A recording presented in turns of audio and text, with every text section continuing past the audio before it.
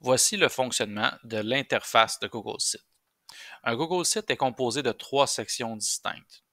Donc, vous avez la section du haut ici qui contrôle l'entièreté de votre site web ainsi que les fonctionnalités qui sont incluses.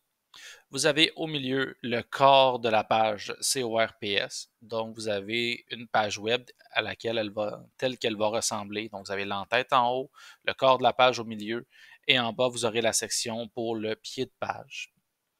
Et à droite, vous avez les volets de navigation, d'insertion de thèmes et de navigation dans les pages. Si on va dans l'endroit où on configure l'entièreté du site web, vous avez ici le titre de votre fichier Google Site. Il est important de comprendre que Google gère chacune de ses applications comme des fichiers distincts. Donc, un Google Site est en soi un fichier de type site qui sera enregistré dans votre Google Disk.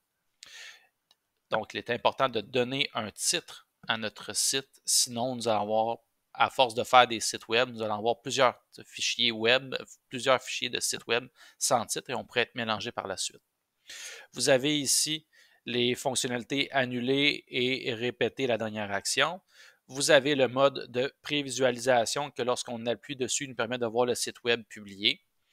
Vous avez l'endroit où vous pourrez cliquer pour obtenir le lien web de votre site une fois qu'il sera publié pour y accéder ultérieurement.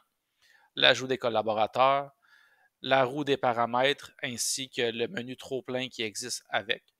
Le gros bouton publier qui permet de mettre à jour votre site et de l'envoyer sur l'Internet. Et vous avez votre écusson de compte Google qui indique l'utilisateur qui est connecté. Dans le corps de la page, vous avez l'entête, vous avez la page en tant que telle au centre, le pied de page, tel que je le répète. Ces fonctions seront vues plus tard. Et à droite, vous avez le volet qui vous permet d'ajouter des pages ou des blocs de contenu ou des documents dans votre site.